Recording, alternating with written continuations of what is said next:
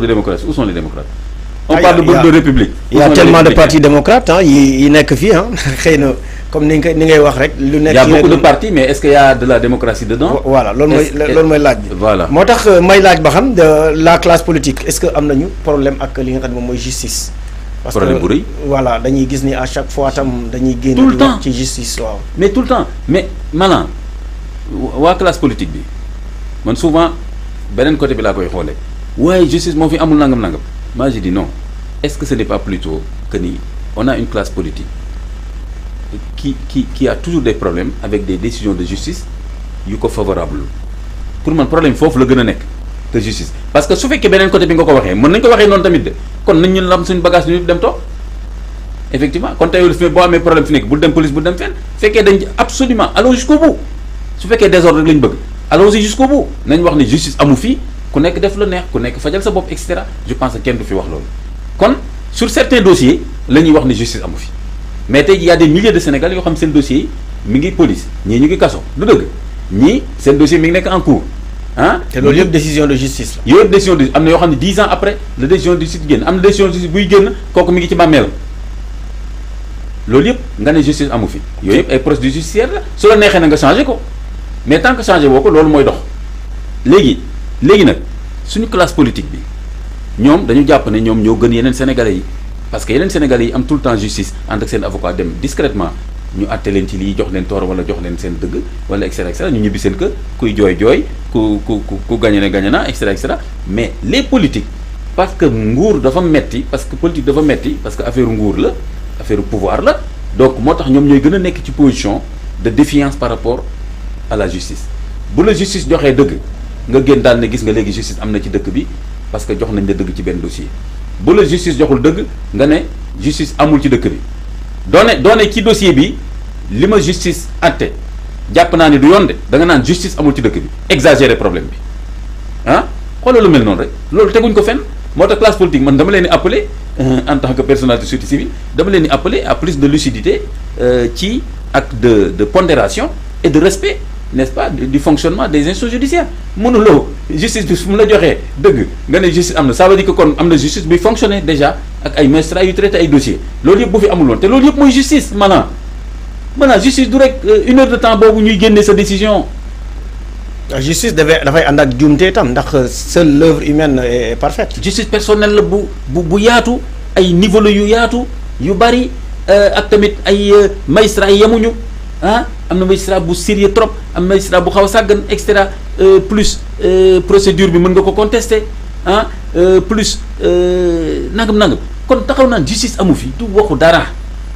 waxu politique kese la waxu kaso ak des fois des gros regroupements yoo xam ni bu ñu amee problème ñu ne woowee et cetera donc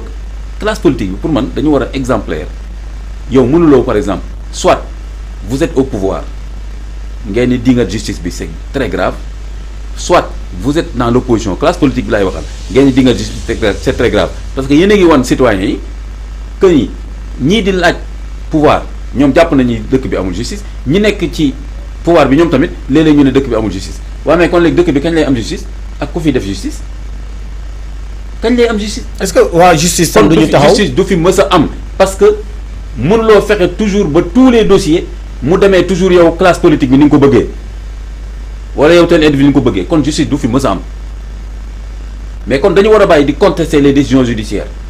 lu dul des cas flagrants yoo xam ne yooyu xanaa benn yoon sur les 10 ans la fi am wala yu mel noonu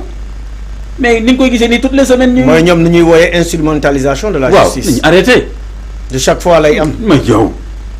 d'accord de chaque fois lay am. d'accord donc xoolal ay recours am na et tout man buñ la instrumentaliser ci niveau bi nga def recours. kooku confirmer niveau bële mais quand même. fi ngay defee recours tam justice la. foofu tam justice la. te c'est pas les mêmes magistrats aussi. donc léegi yow loolu yëpp nga ne justice amu fi mooy li ma la wax rek tant que newuñ la yow yaa am dëgg ci dossier bi justice amu fi nañ def seen introspection te xool te respecter aussi les magistrats dans leur travail c'est des sénégalais maanaam yu jàng fii droit sonn ci lool def doctorat nangam def magistrat def ay stage voyager def ay mission ñëw taxawal ñu fi pour justice. léegi yow suñu la waxee dara la neexul sa dossier nga ne justice amu fi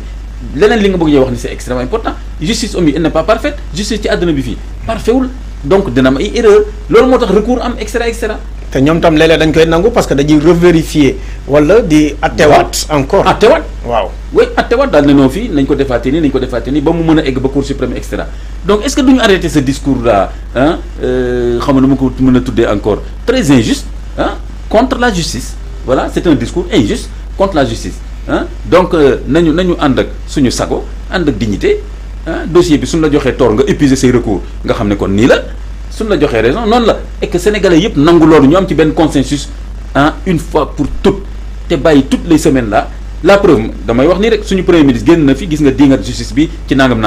ce qui est très très très problématique très grave très dangereux même parce que voilà mën na indi. est-ce que foofu tam duñu def la distinction entre Ousmane Sonko chef de parti Ousmane Sonko un citoyen ak Ousmane Sonko mi nga xam ne nag moom mooy premier ministre. parce que déjà un premier ministre ne va pas sur sa page Facebook pour def li nga xam ne moom mooy ay waxtaan. non c'est très difficile de faire la part. parce voilà que c'est très difficile donc boo nekkee premier ministre justement dossier yu mel noonu da nga ci war a exemplaire fi nga ci war a mën a yem pour joxe l'exemple justement mooy que ni dossier bi comme man je suis premier ministre fi mu nekk nii fi ma ciy yem mooy que ni je vais utiliser tous les recours par rapport ak décision bi. mais il a précisé que c'est un citoyen qui parlait. non c'est pas un premier ministre moo tax ma ne la est-ce que jotul tey jii ni tam les gens qui écoutent Ousmane Sonko muy wax tam de faire la part des choses entre Ousmane Sonko. un citoyen simple c'est vraiment non Ousmane Sonko mooy kan ba bëgg ñu imposer bi fardeau quand même quoi fatt nit ñi nii quoi mais qu'est-ce que ça veut dire c'est le citoyen qui parle ça ci biir discours annoncement na ngeen xam ne Ousmane Sonko citoyen mooy wax ba muy wax mu wax ba mu yàgg na ngeen xam ne actuellement le premier ministre lii fan la am ci àdduna donc mais non en tout cas le c'est un dossier judiciaire boo xam ni moom en tant que premier ministre daf ci war a am benn taxawaay bu exemplaire mooy que ni dossier justice bi génn na je prends acte loi amnistie bi loolu la ñu waxoon. donc su ma la déggee bu baax mooy fii bu gouvernement bi di jeex Ousmane Sonko buy wax nag nañ xam ni mënul génnee mbaxana Ousmane Sonko premier ministre. déedéet non loolu vraiment affaire non c'est trois niveaux là c'est trois niveaux de discours là man maa ngi koy doog a dégg d'ailleurs sur le plan politique mosuma ko dégg. d'accord c'est trois niveaux de discours là bii citoyen bi mooy wax bii kii mooy wax bii non maintenant. beneen bi comme ni ma la ko waxee dama doon ñëw pour wax la ni dama joxe exemple moom parce que il est au pouvoir mu wax loolu ci justice et d'ailleurs c'est pas la première fois maanaam gis nañ fii tamit ñu ne non candidat en tant que candidat bi mu waxee fii que ni su ma nee ministre na jàpp kii et cetera interférence yooyu gis nañ ko même pour rapport Cour de la compte bi man reproché naa ko fii wax déjà anticiper ci résultats yi alors que c'est une Cour des comptes qui est autonome par rapport à l'exécutif mu anticiper ne chiffre bu ñëwee di ngeen xam ne kon il a déjà des chiffres daal nangam na yooyu wax naa ko fi man donc il faut faire attention équilibre des pouvoirs séparation des pouvoirs exemplarité des autorités publiques c'est très très important sinon on va fragiliser le pays te mën na metti après kooku lenn la mais yemuma ci moom sax mais jëlal discours bu Barthélémy Dias bi moom tam dingat na justice bi moom nee na ay militants yi ñu jàppoon xaw ma ci kii bi Saint-Louis tegul ci yoon non ku ñu laal sa dossier yi nga ne justice amul voilà moom tam nee na loolu tegul ci yoon pourtant ñooñu tamit defoon nañ ay mbir yoo xam ne et cetera ba police dem jàppale wax na tamit que ni de tout temps depuis Sénégal problème am mo justice la mos a doon xam nga kon tamit il a enfoncé le clou Barthélémy kon je ne dis pas particulièrement Sonko wala Pastef et cetera même Barthélémy gis nga li mu wax moom tam dafa attaqué moom tam nee na waa justice mooy problème Sénégal problème justice lañu am gis nga mais écoute donc mais kon on s'en sortira jamais kon duñ justice du fi mës a am parce que sénégalais dañoo bañ a nangu justice ni muy fonctionner normal comme dans tous les pays démocratiques. xoolal même États-Unis justice moo même États-Unis xoolal États-Unis kii Trump du def na fa lu nekk. contesté fa lu nekk mais ñooñu am nañu ay show yu dëgër ak ay nit yu xam seen métier ñu bañ ko nangul yenn sinon États-Unis takk ba contesté élection yi gis nga ñu compté waat ne ko am nga tort ba tey gis nga muy dugg génn di kenn xamul mais heureusement yu mel noonu su amoon Sénégal wala feneen fii boo moytul fay ba toll ni guerre civile wala leneen parce que dañuy am ay problème pour teg ko ci yoon ni mu war a demee. mais est-ce que Barthélémy tam foofu waxul dëgg li nga xam ne nag moom mooy préfet bi lan moo tax bi décision justice bi daanu ñu xam ne préfet bi mun na ko génnee foofu ñuy bàyyi ba un citoyen di bàyyi na Guèye ñëw di ñaxtu pour ju koy génnee foofu te moom amoon na prérogative yooyu. d'accord xam nga peut-être foofu lay waxee ni tam justice. est-ce que loolu tax na nga ne justice mosu fi am. te justice yàgg na parce que dossier boobu rek mooy justice Sénégal depuis Senghor ba léegi depuis qu'on est indépendant te déjà moom amoon na fi problème ak bi mu nekkoon maire de Dakar ak ñi nga xam ne nag ñoom ñooy def éclairage yi wala ñi nga xam ne dañuy bañ a fay mooy seen publicité yi